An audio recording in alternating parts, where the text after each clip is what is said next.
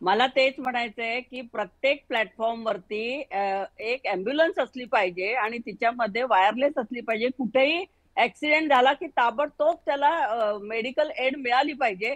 आणि ह्या ऍक्सिडेंट्स मध्ये प्रचंड मोठ्या प्रमाणात रक्तप्रवाह होतो, कारण हात पाय कापले जातात अक्षरशः. हा तर ही व्यवस्था सुद्धा नाही आपल्याकडे.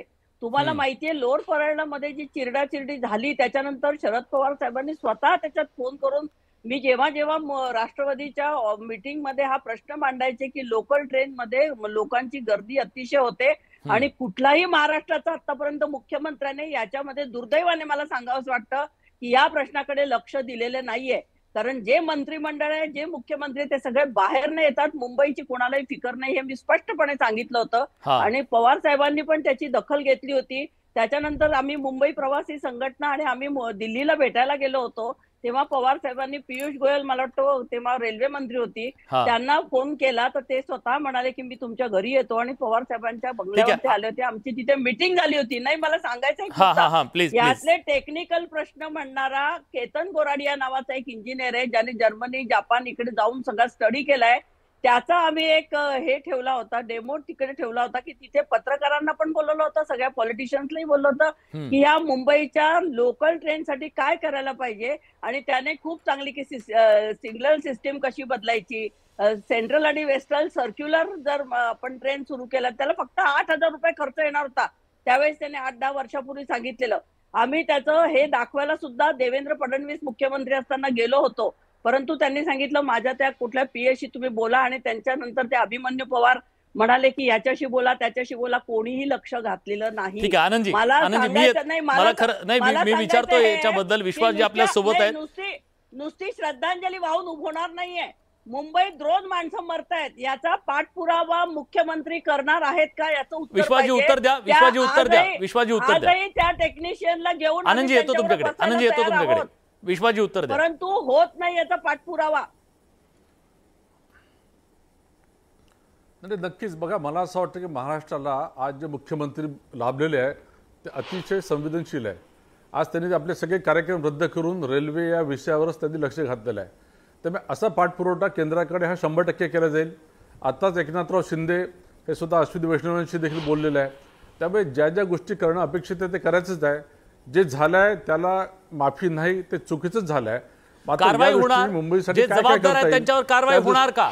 जे जबाबदार असतील त्यांच्यावर कारवाई होणार का? 100% कारवाई, 100% कारवाई व्हायलाच पाहिजे. ती आमची मागणी आहे. मी याला एवढं सांगू इच्छितो की मुंबईचा हा जो प्रॉब्लेम आहे हा फक्त मध्य रेल्वे पुरती हा असा म्हणता येणार नाही. आणि म्हणूनच ते एलिव्हेटेड कॉरिडॉर असो, कोस्टल रेल्वे असो, मेट्रो असो, बसेस असो, रोड्स असो, अटल सेतू असो, या सगळ्या गोष्टी काय दर्शवतात आहे की हे सरकार, हे मुख्यमंत्री अतिशय संवेदनशील आहे. सर, आता तुमचेच खासदार, तुमच्या सत्ताधारी पक्षाचे खासदार कितीतरी गोष्टी सांगतायत. आज डॉक्टर श्रीकांत शिंदेनी काही उपाययोजना सांगितल्या. जर खासदार, हे माजी खासदार आहेत, ते आजी खासदार आहेत, हे सगळे सांगून सुद्धा जर उपाययोजना होत नसतील, कोण निबर कातडीचे ते लोक आहेत बरं तिथं ऐकत नाहीत कुणाचं? 3 महिन्यापूर्वी सांगितलं होतं ज्या माणसाने इथं अपघात होता त्याची दखल घेतली गेली नाही. हे कोणतरी बसलेत ना तिथं निबर कातडीचे. सर आनंदजी, कोण आहेत हे? तुम्ही इतके दिवस पाठपुरावा करता, सुचवताय, होत का नाहीये हे सगळं? रेल्वे मधले अधिकारी हे गेंड्याच्या कातडीचे असतात. खासदारांनी किती पाठपुरावा केला तरी ते धीम हलत नाहीत. माझी मागणी आहे की तो स्पॉट आयडेंटिफाय झाला असेल तर करेक्टिव्ह ॲक्शन झाली नसेल तर DRM वर पण कारवाई झाली पाहिजे, सेक्शन इंजिनियरवर पण झाली पाहिजे. आणि मगाशी विद्याताईंनी जो मुद्दा मांडला ते अत्यंत विनम्रपूर्वक सांगतो की राज्य शासनाचा 0 हस्तक्षेप रेल्वे करून देते. ऑपरेशन्स देखील रेल्वे करते, MRVCच्या माध्यमातून पैसे देखील रेल्वे खर्च करते. आणि त्यामुळे राज्य शासनाला एक मर्यादा पडते. रेल्वे चालवण्यामध्ये केवळ आणि केवळ रेल्वे खातच असतं. आजचा जो तो स्पॉट आयडेंटिफाय झाला असेल तर DRM लेवलपर्यंत त्यांच्यावर कारवाई झाली पाहिजे. नाही, पण हे राज्य शासनाची जबाबदारी नाहीये का हे करून घेण्याची? राज्य शासनाने रेल्वे मंत्रालयाशी, आता दोघांचंही सरकार, केंद्रातही सरकार भाजपचं आहे, इकडे पण भाजपचं आहे, त्याचा फायदा मुंबईच्या तुमच्या पक्षाच्या खासदारांना देखील विचारा की रेल्वे कशी चालते राज्य शासनाची त्यांना हस्तक्षेप राज्य शासनाला करून देते का? तुमच्या खासदारांना आनंदजी मला एक सांगा, मग इथल्या खासदारांच्या संसदेपेक्षा खासदारांपेक्षा मोठे आहेत काही अधिकारी? एवढे निबर कसे काय झाले? हे कुणालाच उत्तरदायी नाहीयेत का? मी आधीच प्रामाणिकपणे कबूल केलं की रेल्वेचे अधिकारी गेंड्याच्या कातडीचे आहेत. जोपर्यंत रेल्वे मंत्री त्यांच्यावर कडक कारवाई करत नाही, अश्विनी वैष्णवजी अगदी DRMला ट्रान्सफर करायला लागलं तरी केलं पाहिजे, जर तो स्पॉट आयडेंटिफाय झाला होता आणि करेक्टिव्ह ऍक्शन झाली नसेल तर. विश्वासजी ऐकताय तुम्ही? लोकप्रतिनिधींचं हे म्हणणं आहे की आम्ही सांगून सुद्धा ऐकत नाहीयेत. या मुजोर लोकांवर कारवाई का होत नाही? मग विलासजी, याच्यावर कारवाई व्हायलाच पाहिजे, होईल देखील. मात्र मी काय म्हणतो की जेव्हा रेल्वे लाईन्स टाकतात त्यात बोगदे, ब्रिजेस, कर ज्या गोष्टी येणारच. विद्यार्थ्यांना मी सांगू इच्छितो की 2004 ते 2014 देखील ते कर तसे होतेच. त्यामुळे एकदम तुम्ही एका ऍक्सिडेंटवरून पूर्ण रेल्वेला बदनाम करणं आणि रेल्वे पूर्ण निष्काम आहे असं म्हणणे चुकीचं आहे. आज रेल्वे मिलिटरी नंतर एक दुसरं असं आहे की जे लोकांची सेवा देतात आहे, ती सेवा देणारी संस्था आहे. तर एका ऍक्सिडेंटमुळे तुम्ही असं करू शकत नाही.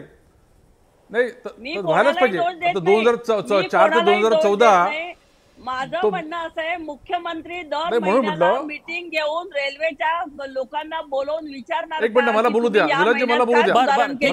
त्यांचं म्हणणं ऐकूया, त्यांचं म्हणणं ऐकूया. माझ्याकडे वेळ कमी आहे, मग येतो तुमच्याकडे. मुख्यमंत्र्यांनी केला पाहिजे. हा प्लीज प्लीज. मला एवढंच सांगायचं आहे विलासजी की एका ऍक्सिडेंटवर जे काही दोषी आहेत त्यांच्यावर कारवाई केली जाईल. मात्र पूर्ण रेल्वेला सरसकट असं तुम्ही निकम्मे म्हणणं हे देखील चुकीचं आहे. ते देखील जबाबदारी आपलं काम करत राहतात. माझ्या घराण्यामध्ये 2 पिढ्या रेल्वेमध्ये काम करत होते. 24 तास उन्हात पावसात तासात ते देखील काम करतात. त्यामुळे इतकं सहज तुम्ही त्यांना बोलणं हे चुकीचं आहे. सर, काम करणाऱ्यांचा मुद्दा नाहीये. आज जे बाबूगिरी करून तिथं प्रत्येक गोष्टीत आडकाठी आणणं का होत मला सांगा ना. त्यांना का दिसलं नाही? का सांगितलं ना तिथं अपघात होऊ शकतो म्हणून? ज्याने तक्रार केली तो जावा त्याच्यामध्ये, तो त्याचाच अपघात व्हावा. नाही का मला सांगा, ही असंवेदनशीलता नाहीये का? त्या कर्वेचरमुळे तो अपघात नाही आहे. रोज तो कर्वेचर रोज ट्रेन जात होत्या, तिथे काही बॅग्स होत्या, बॅग्स एकामध्ये अडकल्या असं प्रायमा फॅसी दिसतंय. म्हणून म्हटलं चौकशीनंतर आपल्याला कळेल. आता मला सांगा, भारतामध्ये असे कमीत कमी 1000 कर्वेचर असतील. सगळे कर्वेचरचा मुद्दा नाही. आनंद परबने सुद्धा सांगितलं की तिथं ऍक्सिडेंट होण्याची ते ठिकाण आहे तिथं. रेल्वे म्हटलं की ऍक्सिडेंट प्रोन गोष्टी असतातच, काळजी ही घ्यावीच लागते. चुका झाल्यानंतर त्याला दोषींवर कारवाई करावी लागते. सर, हे पटणारं नाहीये. ज्या प्रकारे बोलताय, एका रेल्वे अपघाताच्या नंतर राजीनामा दिलेला आहे लोकांनी. नाही, रोज ऍक्सिडेंट होत आहेत मुंबईत. रोज 10-11 माणसं मरतायत. यांना श्रद्धांजली नाही व्हायची. नाकारत नाहीये. त्याच्यासाठी सुधारणा व्हायलाच पाहिजे. रेल्वे मंत्रालय त्याच्यासाठी सुधारणा व्हायलाच पाहिजे. यांनी बसून काही उपाययोजना केल्या पाहिजे. जे टेक्निकल लोक, मी तुम्हाला सांगते, त्यांच्याशी तुम्ही मीटिंग द्या एक वेळ. मी त्यांना घेऊन येते. त्यांना सगळे माहिती आहे. पाहिजे तर मला बोलवू नका. ठाणे ते कुर्ला नॉलेज 6 पदरी रेल्वे झालेलीच आहे. सीएसटी ते कुर्ला देखील 6 पदरी रेल्वे करणं आवश्यक आहे. अजूनही उपाययोजना याच आहेत, होतात आहेत. प्रत्येक स्टेशनवर नाहीये. रेल्वेकडनं मुंबईकरांकडनं प्रचंड पैसा कमवतात तुम्ही.